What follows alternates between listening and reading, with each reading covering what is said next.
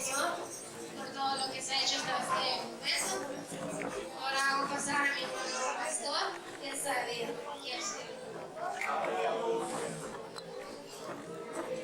Aleluya, gloria a Dios. ¿Cuántos se sienten que están en una fiesta? Gloria a Dios, aleluya. Estamos de fiesta adorando el nombre del Señor. Quiero dar la felicitación a cada líder y al grupo familiar que representa por el trabajo que está haciendo en los diferentes lugares. Hemos visto la creatividad de cada grupo. Bueno, ya pasaron ¿cuántos grupos? ¿Cuántos grupos han pasado? ¿Cuántos? 9 grupos. ¿Faltan cuántos? Cálmense ahorita. Todavía no vamos a pasar. Tenemos que oír la palabra de Dios en esta mañana. Estamos muy contentos también por tener a nuestro supervisor. Algunos hermanos pues no lo conocían, ¿verdad? Los hermanos nuevos no conocían al hermano Carlos, así que él es el supervisor nacional y es un gran privilegio, ¿verdad? Que esté con nosotros en esta hora. Gloria a Dios, aleluya. Bendito el nombre de Dios. También que nos imparte la palabra de Dios en esta mañana. Así que, hermanos, un privilegio del tiempo, hermano Carlos, para la predicación de esta mañana. Así que pasa con nosotros en esta hora. Gracias a Dios.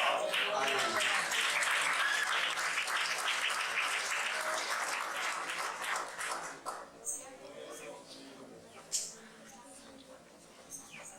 Buenos días.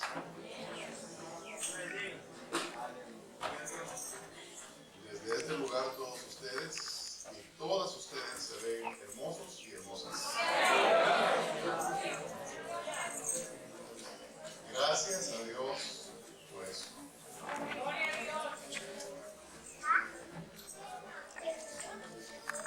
La gente puede vernos a nosotros como extraños, puede vernos como ignorantes quizá, pero Dios no nos mira a nosotros como la gente nos ve.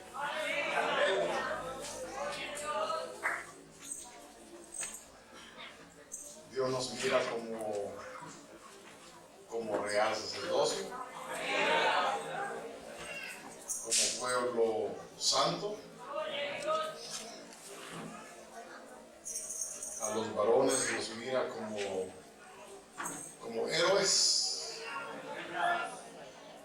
y a las hermanas las mira como heroínas.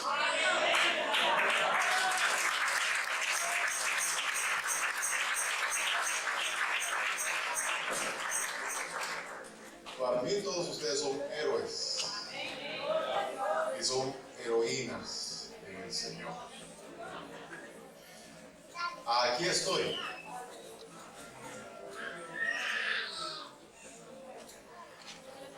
Aquí estoy.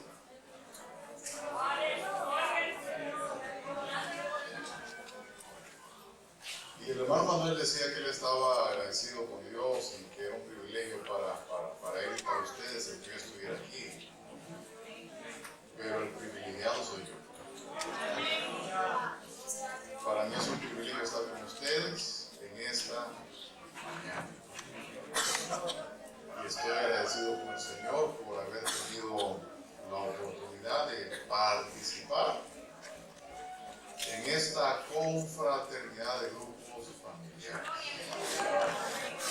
Ya me di cuenta que son 11 grupos, pero que dos todavía no han participado. ¿O quién será? No sé. No sé por qué será. Muchas gracias, hermano Manuel, por invitarme a estar con ustedes. Y antes de dedicarme a la palabra del Señor, quiero afirmarlos en lo que ustedes son. Afirmarlos en lo que ustedes son. Ustedes son miembros de la iglesia de Dios, pero son más que miembros de la iglesia de Dios. Son miembros, pero son más que miembros. Y ustedes no son solamente una estadística, ¿verdad? Una estadística en la oficina nacional de la iglesia de Dios.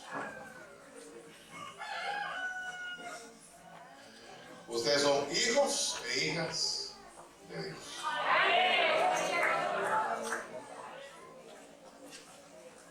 Voy a repetir. Son más que un número, son más que miembros, son más que feligreses. ¿Sí? Son hijos e hijas de Dios.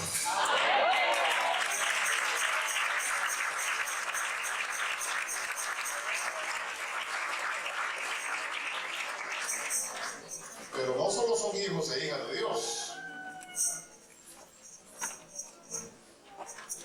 son hijos e hijas de Dios, amados y amadas de Dios. Dios les ama, Dios les ama, Dios les ama, Dios les ama, Dios les ama.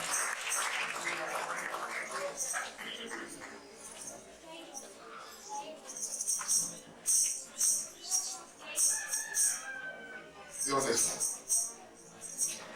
Incondicionalmente.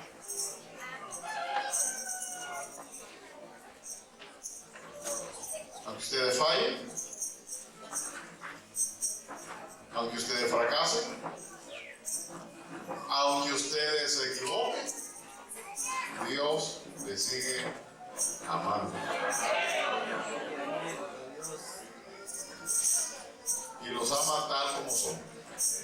Negritos, blanquitos, gorditos, flaquitos como yo, jovencitos,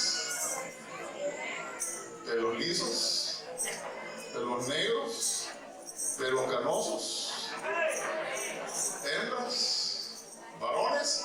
Dios les ama. Dios les ama. Y no solamente son hijos e hijas amadas de Dios y amados de Dios, sino que Dios se complace en esta mañana en todos ustedes. Dios se complace. En esta mañana ustedes le han dibujado una gran sonrisa a Dios. Dios se ha complacido en la alabanza, en la participación de cada grupo familiar, en la directora del culto, en el pastor, en los músicos, en los servidores, en la esposa del pastor, que yo sé que está por ahí esperando la comida. Levante la mano para que la vea, ahí está.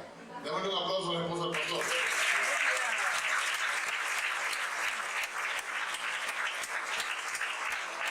Dios se complace en nosotros. Bueno, el que yo esté aquí no es muy importante, realmente no es muy importante.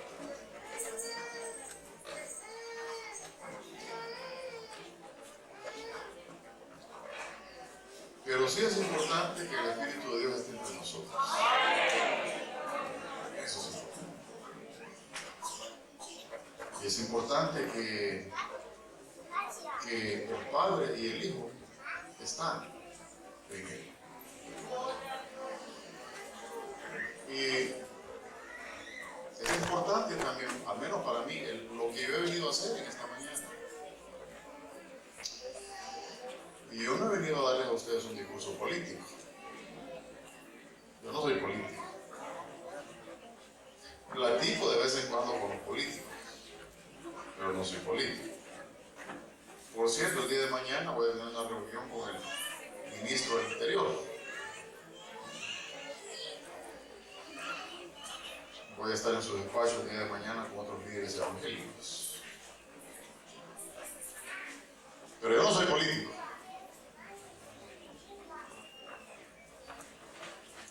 Y yo sé que si yo fuera político no me estuvieran poniendo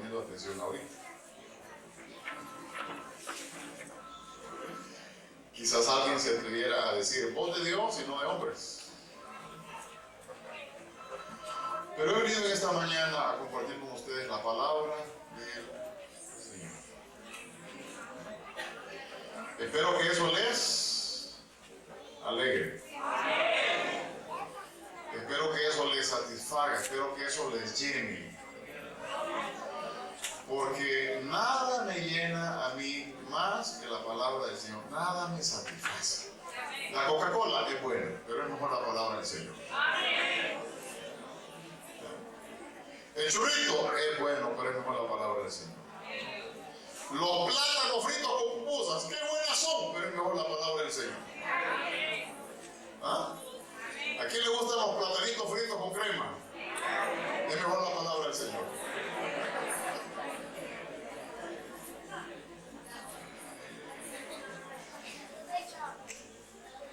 Gloria al Señor.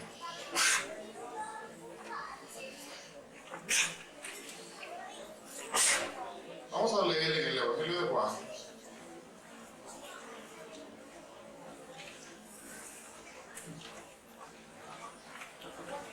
En el capítulo 1.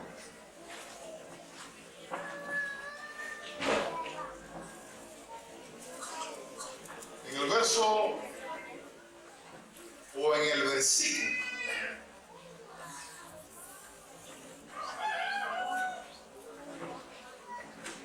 Vamos a leer desde el versículo 1 al versículo 13. Pero les voy a pedir un favor, no se pongan en pies. ¿Sí? ¿Sí? No se pongan en pies. Dice la palabra del Señor en el Evangelio de Juan, en el capítulo 1, en el versículo 1, lo siguiente. En el principio era el verbo, y el verbo era con Dios, y el verbo era Dios. Este era en el principio con Dios. Verso 3. Todas las cosas por Él fueron hechas, y sin Él nada de lo que ha sido hecho fue hecho. Sin Él nada pudo haber sido hecho. Sin Él. Verso 4. En Él estaba la vida. Y yo digo hoy, y está. No solo estaba, es que está la vida. Y la vida era la luz de los hombres. Esta expresión luz tiene que ver con conocimiento. El conocimiento es la vida. Verso 5. La luz en las tinieblas resplandece, y las tinieblas no prevalecieron contra ella, ni van a prevalecer, ni prevalecen. Verso 6. Hubo un hombre, Jesús, enviado de Dios. ¿Cómo quisiera yo que de alguno de ustedes se dijera un hombre enviado de Dios llamado Joaquín? O una mujer de Dios enviada de Dios llamada Pedro. Verso 7. Este vino por testimonio, para que diese testimonio de la luz, a fin de que todos creyesen por Él. No era Él la luz, dice el verso 8, sino para que diese testimonio de la luz. Verso 9. Aquella luz verdadera que alumbra a todo hombre venía a este mundo. En el mundo estaba, y el mundo por Él fue hecho, pero el mundo no le conoció. Verso 11. A lo suyo vino, y los suyos no le recibieron. Mas a todos los que le recibieron, nosotros, a los que creen en su nombre, nosotros, les dio autoridad, potestad de ser hechos hijos de Dios, los cuales no son engendrados de sangre, ni de voluntad de carne, ni de voluntad de varón, sino de Dios. Él nos ha dado a nosotros la autoridad de ser hechos hijos de Dios. Hemos experimentado de alguna manera una transformación humana. Ya no somos cualquier clase de persona.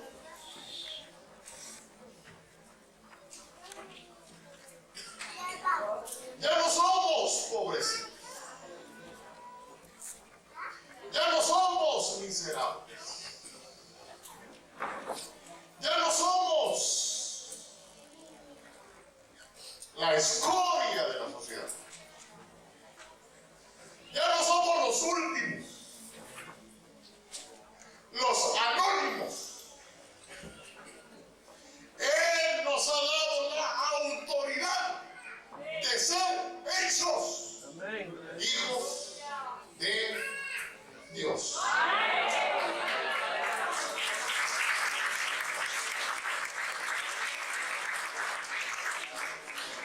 Poca cosa, ¿verdad? Eso es para andar en la calle con el pecho hinchado. ¿Ah? Eso es para andar siempre con la frente como en alto. Eso es para caminar en esta comunidad como reyes, como sacerdotes. Pero no he comenzado a predicar. Este nada más es digamos ¿la qué? La entradita. Cuando uno va a los restaurantes finos, antes del plato fuerte, le dan a uno la entradita para ir preparando el estómago para el plato fuerte. Y yo no sé si ustedes ya están listos para el plato fuerte. Ahora sí les voy a pedir que se pongan en pies.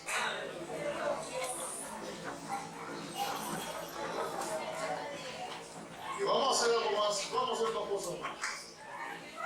Vamos a leer un versículo más de las Escrituras. Y luego vamos a orar. ¿Sí? Vamos a orar para que Dios trate con nosotros. Vamos a orar para que Dios nos afecte.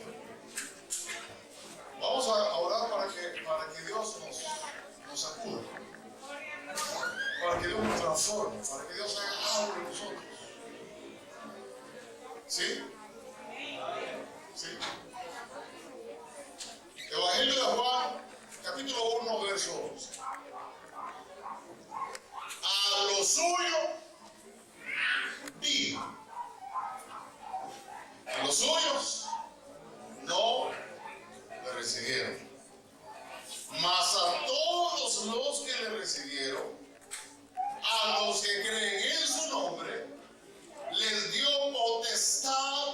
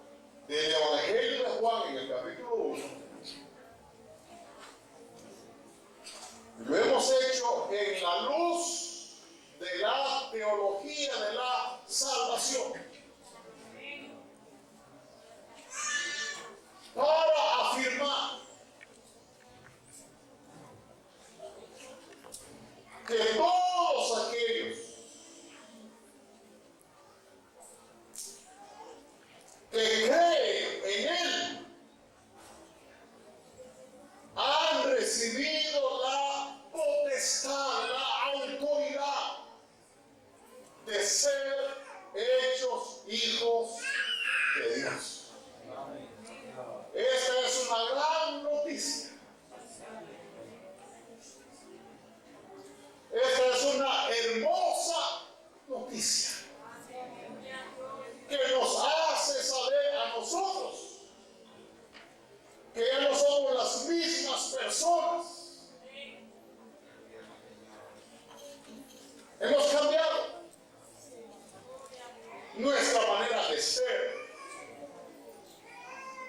Más bien dicho, Dios cambió nuestra manera de ser. Porque nosotros no somos capaces de cambiar por nosotros mismos. Dios nos ayuda. Sin embargo, el versículo 11, el 12 y el 13 también se pueden leer o interpretar en la perspectiva de la vocación cristiana. O más bien dicho, del llamado del cristiano, de su razón de ser en el mundo. Y esos textos también que hablan del destino del cristiano en este mundo. Entonces, esos versículos no solo hablan de la teología de la salvación, sino que hablan del llamamiento del cristiano, de la misión del cristiano en el mundo y del destino final del cristiano. A lo suyo vino y los suyos no le recibieron. No dice a los suyos, ¿verdad? Dice a lo suyo. Y lo suyo no era una casa. Porque él no tenía ni en qué reposar su cabeza. Cuando dice a lo suyo vino, no se refiere a una cuenta en el banco tampoco, ni se refiere a una gran propiedad que había que trabajar. Cuando dice a lo suyo, se refiere a algo bien particular que pertenecía a Jesucristo. A lo suyo vino, a algo que era propio de él, a algo que era exclusivo de él. ¿A qué se refiere entonces? Se refiere a su tarea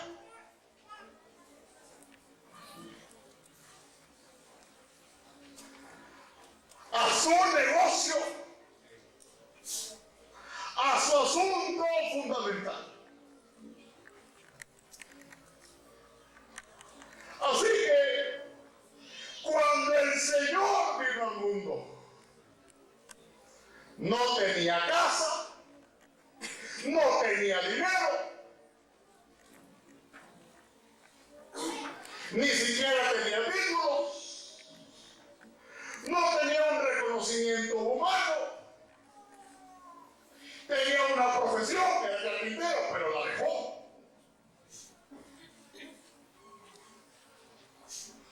Pero sí tenía una cosa.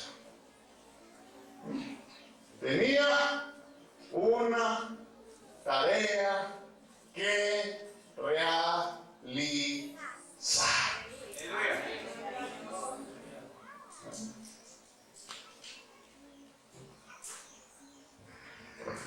Disculpen, hermano, pero esto a mí me emociona.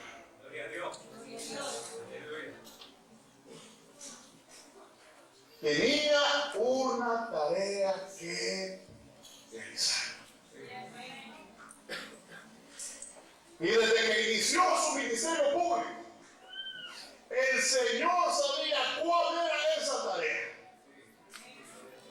Es más, el Señor sabía cómo debía de realizarla.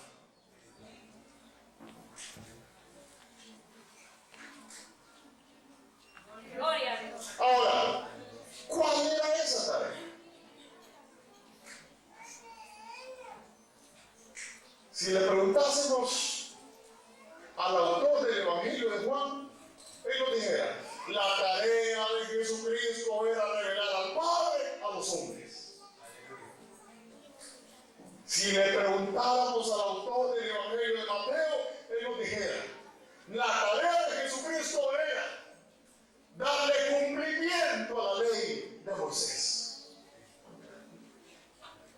Si le preguntáramos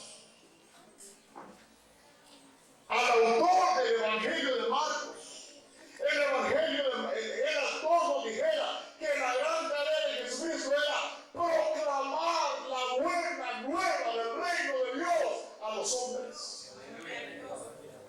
Si le preguntáramos a Lucas, el autor del cuarto evangelio, del tercer evangelio, él nos dijera que la tarea de Jesucristo era liberar a los cautivos, abrir las puertas de las cárceles a los prisioneros y predicar la buena nueva a los pobres de este mundo.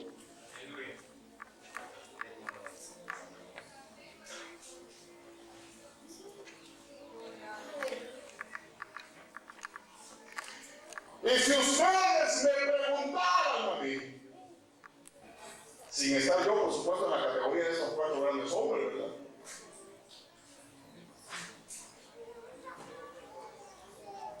Dios me libre de pretender estar a la altura de Mateo, de Marcos, de Lucas y de Juan, ¿verdad? Pero si ustedes me preguntaran a mí, ¿en qué consistió la tarea del maestro? Lo dijeron ustedes, consistió en hacer discípulos.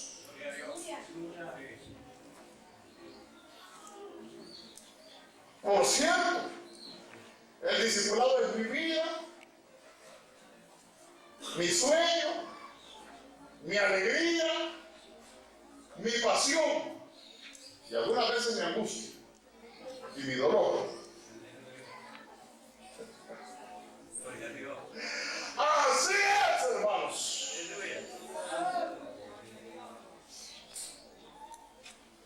Ahora, lo interesante es que él traía como una tarea que el Padre le dio. Y es interesante leer a los suyos hijos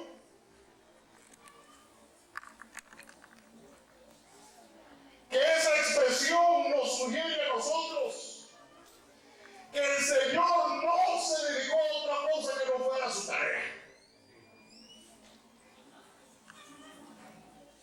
A una sola cosa se dedicó: su tarea.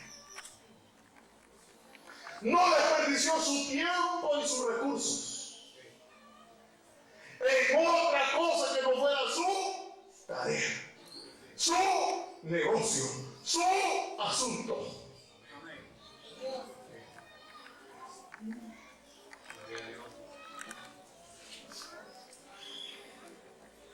Y estas palabras también nos sugieren a nosotros que el Señor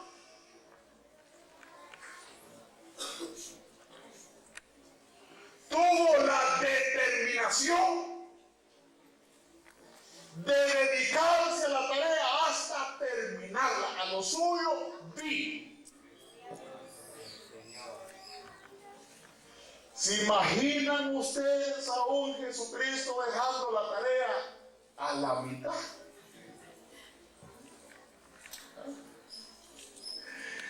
Y muchos de nosotros hoy se nos dan tareas en la iglesia.